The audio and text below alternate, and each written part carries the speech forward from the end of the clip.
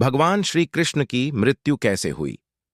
मृत्यु के बाद क्या श्री कृष्ण ने अपना शरीर छोड़ दिया और किसी अन्य शरीर को धारण कर लिया? क्योंकि वो तो भगवान विष्णु के अवतार थे। उनके शरीर का दाह संस्कार किसने किया? ये ऐसे सवाल हैं जिनका जवाब जानने की जिज्ञासा हर किसी के मन में होती है। तो चलिए, हम आपको बताते हैं कि आखिर भगवान होते हुए भी श्री कृष्ण की मृत्यु कैसे हो गई।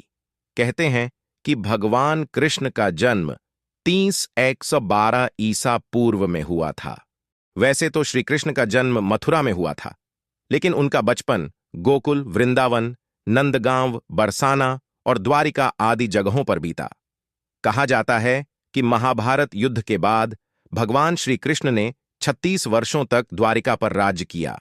इसके बाद उन्होंने अपना देह त्याग दिया, यानी कि उनकी मृत्यु हो गई। कहा जाता है कि उस समय उनकी आयु 125 वर्ष थी। कहा जाता है कि महाभारत के युद्ध के बाद जब दुर्योधन का अंत हो गया तो उसकी माता गांधारी बहुत दुखी हो गई थीं। वह अपने बेटे के शव पर शोक व्यक्त करने के लिए रणभूमि में गई थीं और उनके साथ भगवान कृष्ण और पांडव भी गए थे।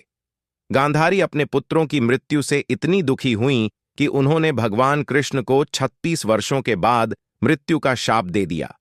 ये सुनकर पांडव तो चकित रह गए, लेकिन भगवान कृष्ण तनिक भी विचलित न हुए और मुस्कुराते हुए अपने ऊपर लगे अभिशाप को स्वीकार कर लिया।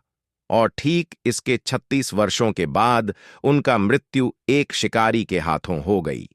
भागवत पुराण के अनुसार एक बार श्री कृष्ण के पुत्र सांब को एक शरारत सूझी।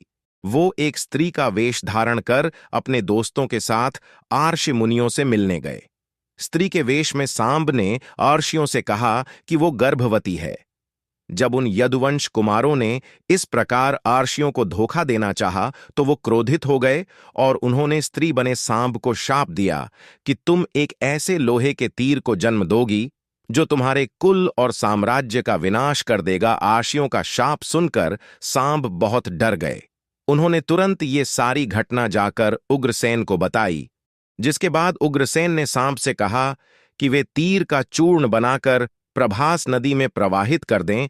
इस तरह उन्हें उस शाप से छुटकारा मिल जाएगा। सांबा ने सब कुछ उग्रसेन के कहे अनुसार ही किया। साथ ही उग्रसेन ने यह भी आदेश पारित कर दिया कि यादव राज्य में किसी भी प्रकार की नशीली सामग्रियों का न तो उत्पादन किया जाएगा और न ही वितरण होगा।